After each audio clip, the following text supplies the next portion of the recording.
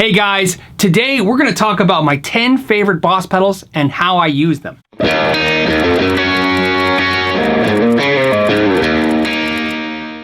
Now, in the last decade and a half, boutique pedals have come into the market and Boss pedals have lost some of their desirability. Now, keep in mind, they're pretty much still number one. When I started out playing guitar, Boss pedals pretty much were the high-end pedals, at least in my community where I started playing guitar. You know, there was MXRs that were very good as well, and there was all these knockoff pedals. I actually owned pedals that were Series 10 pedals, if you remember that brand. It was a St. Louis Music Company brand. So I had those pedals and some other pedals, and then eventually you graduated to your first Boss pedals.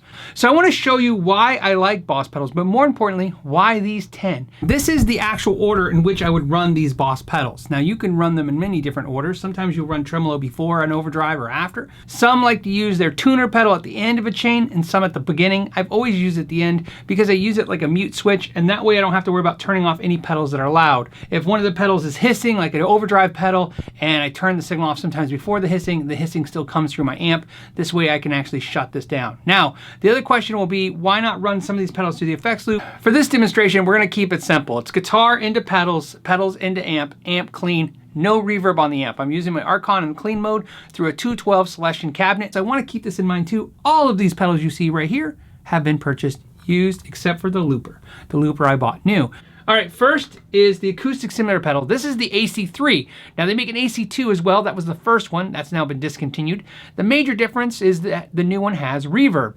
I don't really need the reverb, but I bought this pedal, like I said, used for $45 at a used bookstore. So, in fact, it was a Bookman's if you live in my area. And this pedal reminds me why I like Boss so much. Not only do they make their pedals look like Skittles, but they make their pedals complement each other. So sometimes if you have a pedal and it sounds good, with another Boss pedal, it's going to sound better.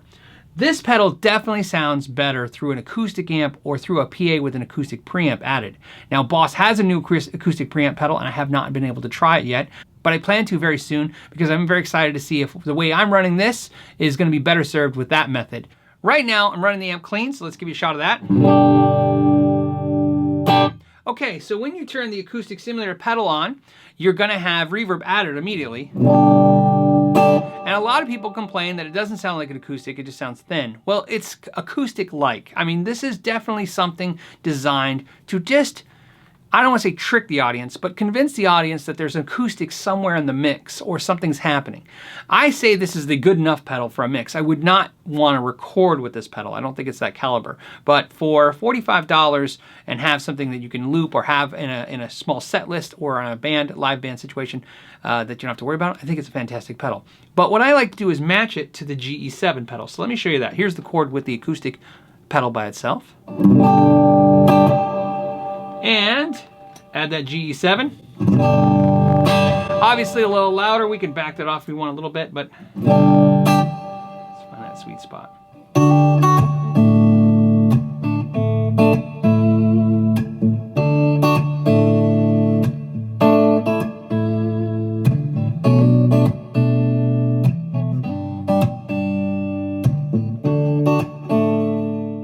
To me, the EQ adds the ability to use your guitar like percussion, like you would an acoustic. Even though I'm thumping the string, it definitely mimics that kind of hollow acoustic sound.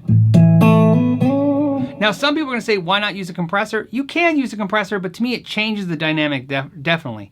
And it adds a lot more sustain to the acoustics, and acoustics to me don't have a lot of sustain. So the compressor is not the right fit for my ear. I don't really want to use it with the acoustic. I feel this really works, but I am excited to try that new Boss preamp, acoustic preamp. So I'll have to give that a try. This pedal I bought for $50, and I bought that from a local store.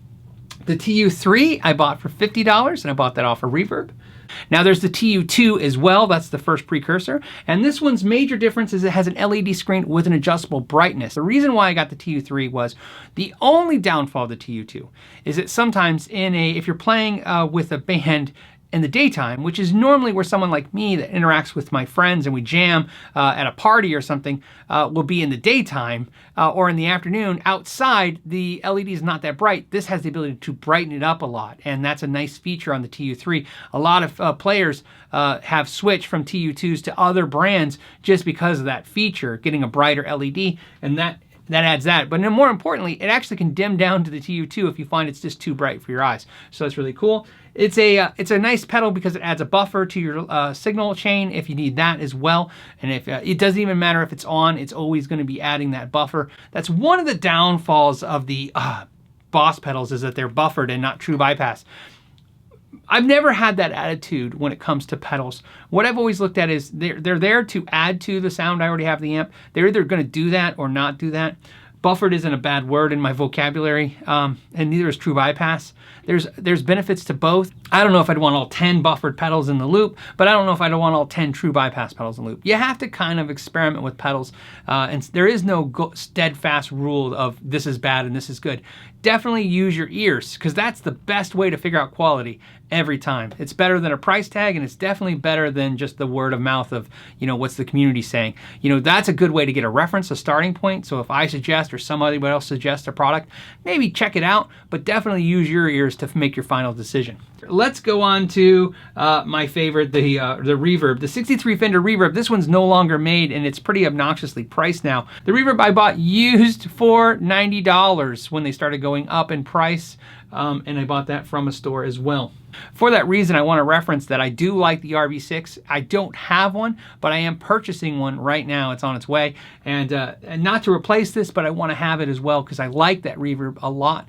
I do prefer this one better, but not for the prices people are getting for it. I wish Boss could reissue it in the non-Fender logo, just give us that kind of pedal or bring it back. I understand that the 3 Fender pedals probably didn't do that well for the Boss Fender collaboration, except for I think this pedal was the star in the show. This reverb is great. I'm gonna go ahead and turn it on right now. There it is, clean. Here's the reverb. To me, it even feels like it's gonna splash,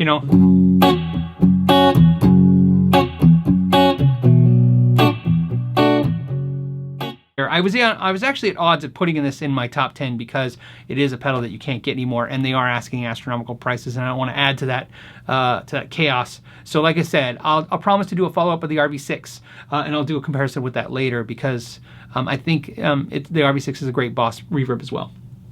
Okay, the DD3. The DD3 is my favorite delay from Boss for sure. And the reason that's important is Boss has a philosophy. Their corporate mantra is never look back. Boss has always been a company that's innovated. They've always kind of added new pedals to the lineup over the years.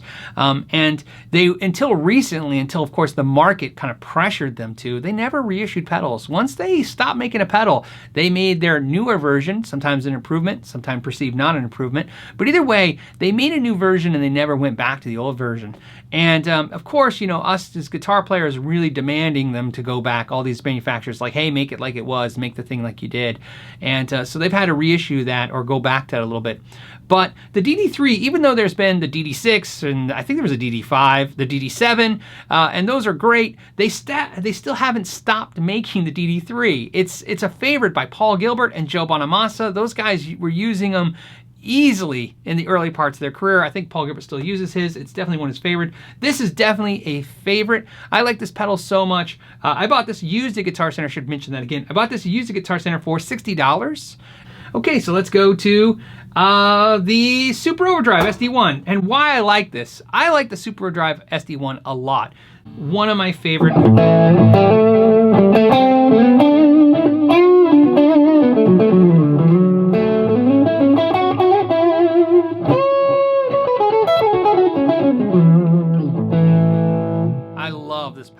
I love it. So you guys know when I did my video last year when I got my gold top Les Paul, a lot of you guys said, man, the tone in that video was killer. If you look in the comments, you'll see that. And that's the pedal I was using. Now, so for reference, I actually have the WAZA Craft version. I got it used. I think I paid, again, $50 or something like this, $40.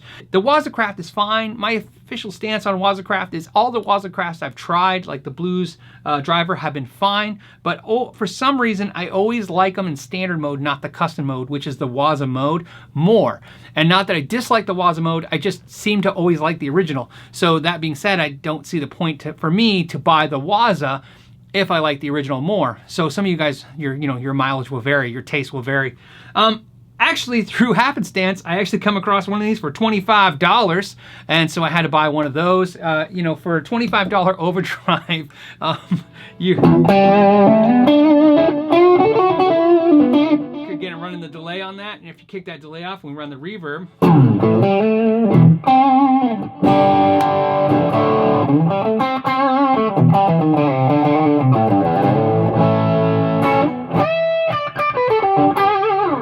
I love this pedal.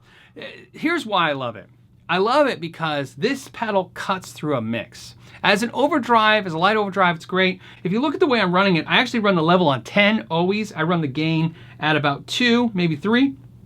Tone control depends on the guitar and the amp, okay? So that's something that I always see in videos. People go, hey, you know, you need to adjust your controls. But unless you know the entire rig that's going on, the controls are dependent on what else, other factors are going on. The room I'm in, the dampening them using, the amp, the, you know, cabinet, guitar, pickups, pick, you name it, it's all factored in. So that's where these controls line up. But no matter what the guitar, I always tend to run the level at about 10. I just drive it. Now another question would be, what do I think of it compared to the DS1? I have a DS1, and I like the DS1 a lot. It's a cool, fun pedal. It's definitely like this historic pedal. It's a piece of Boss history for sure. I love the SD1 a lot more than the DS1. The DS1 to me is fizzy and distorted. It sounds great. It's kind of a fun pedal to have. It definitely takes you back when you play one and go, oh yeah, I remember when everybody had one of these and that was the sound. And I think I can pull a lot of great tones from it, but without a doubt, the SD1 is a pedal that I actually covet. It's my favorite pedal from the Boss family. It overdrives. By far, in the overdrives world, SD1's my favorite. That brings me to the second favorite, which is the BD2. That's my second favorite overdrive. I want to do that.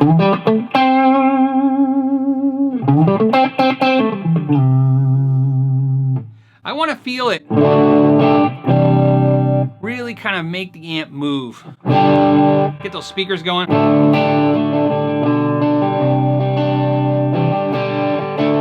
But the overdrive on the BD2,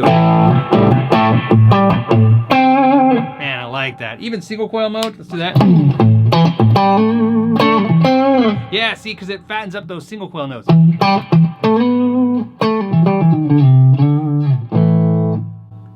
I definitely dig that. Next, that brings us to the tremolo. Now, why not their chorus pedal, flanger, phaser? I have those, obviously. Why the tremolo from Boss? And it's because I'm not a big chorus flanger guy. I use phaser a little bit, but the tremolo on the Boss pedals, to me, is the only really effect that, to me, it lands itself into the boutique pedals. I don't want to say it like that, but it's true.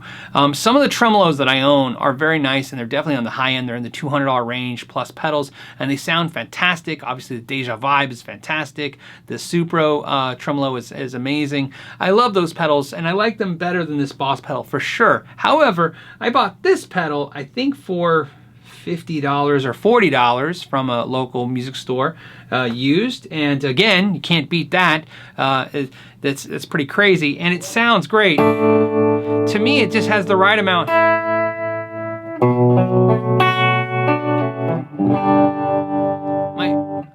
The reason why it's not my favorite compared to the other ones is not because the Boss somehow lacks in quality to those more expensive pedals. One thing I think tremolo should have is a little bit of overdrive. I feel like tremolo always sucks a little of the tone down, right? Because it's like you can feel the notes, and then the tremolo kind of is dropping down. And a lot of the really nice higher end ones have a little bit of way to drive or drive the level or drive the control. This one has a rate, a wave, and a depth, but not a level, control, or drive. And I feel like that one feature would make this pedal fantastic. Although you can add, you know, your SD1.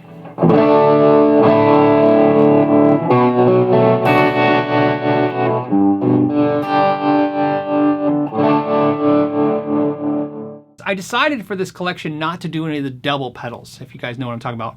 And the reason is because this will keep it more straightforward, and the double pedals do take up a lot of room. They're obviously different price points, and I do like these pedals better than all the double pedals. But as much as I love the tremolo pedal, I really like their Leslie rotary speaker simulator double pedal. It is fantastic. I love that pedal a lot. In fact, for the record, that pedal I like more than the tremolo, and I like the RC20 more than the RC1. but I just decided to exclude the double pedals from this lineup, keep it more simple. Those two are honorable mentions. Why the RC1? Why not the RC3, the RC2? Those are great pedals as well. I prefer the RC2 to the RC3.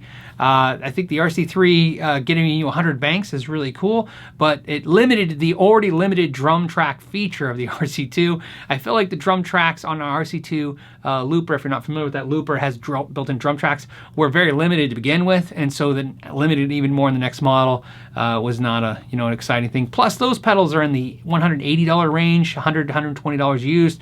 This one is a $100 pedal new, and what I absolutely love about it is on the LED, you get, when you record, it goes in a circle, so it tells you where the 1 is. It's going to let you know where the song starts again. So what I have now is the acoustic pedal and the equalizer pedal, and I'm going to go ahead and loop. So we're going to go ahead and start the loop.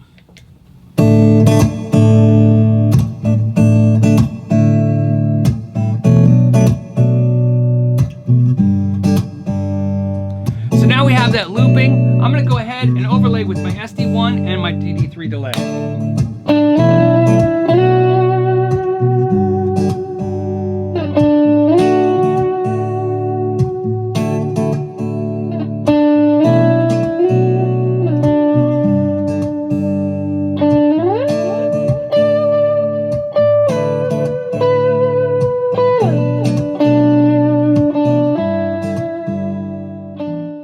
Alright, so that brings us to the CS3 compressor pedal. Now let's turn this one down. Now the compressor pedal from this by Boss gets a lot of love and hate from a lot of guitar players. There's a lot of high-end compressor pedals out there.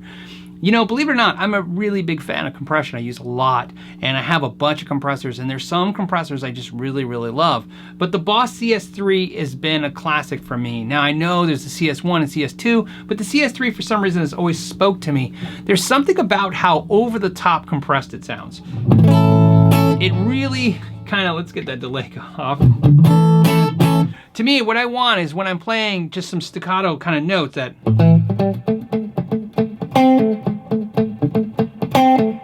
hit that on, you get that.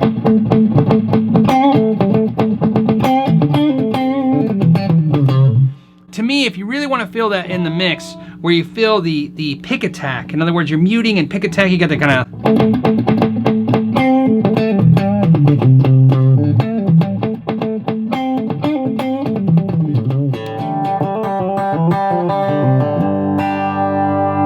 I love that.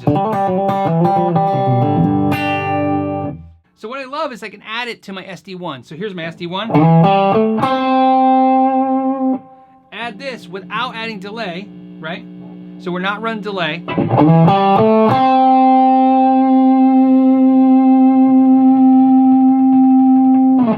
It's a great way to add a lot of sustain.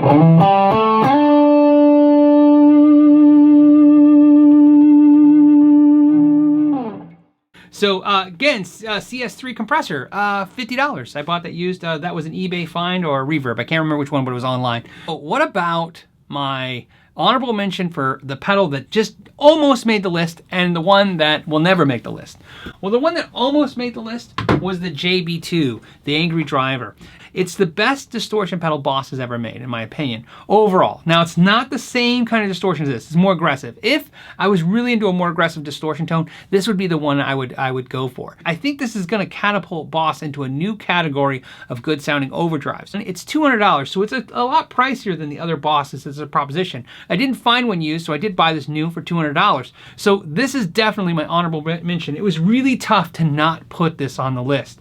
And if it was going to go on the pedal board, it would replace the Blues Driver because it does that and it has more to it. So there's definitely, this was a close call. I could have flipped a coin almost before not picking this one. All right, so that's my 10 favorite Boss pedals and why I like them. And I hope you enjoyed this video. It was kind of fun to make. I never thought about putting 10 Boss pedals together. And I like videos like this because, again, it shows that it's, you know, the quality's out there at any price point. the fact is you can buy 2 or 3 of these new or used for less than one boutique pedal, and I thought that was an interesting thing to check out. But now I'm curious what you guys think. Which ones was I wrong on? Which ones are you like, man, I can't believe he likes that pedal. I hated that pedal. Tell me why you didn't like it. I'm really always curious. And tell me what pedal I missed. What pedal didn't go on the list? Now keep in mind, the list had to contain pedals I own. I know one of them, so you know, is going to be the DM2. Why didn't I say the DM2 over the DD3? I love the DM2. I have a DM2. I have the WAZA DM2. I don't have an original. But I like the DD3 more. I don't know what it is. I just do. Other than that, I'm curious to see what you guys think. Like I said, let me know your alternative pedals. Which ones do you love more than these? Which ones do you like less than these? And if you learned anything today, let me know that too, if you learned any way to run the pedals. As always, thank you guys for hanging out and joining me today. It's always fun to geek out on some pedals. And until next time, know your gear.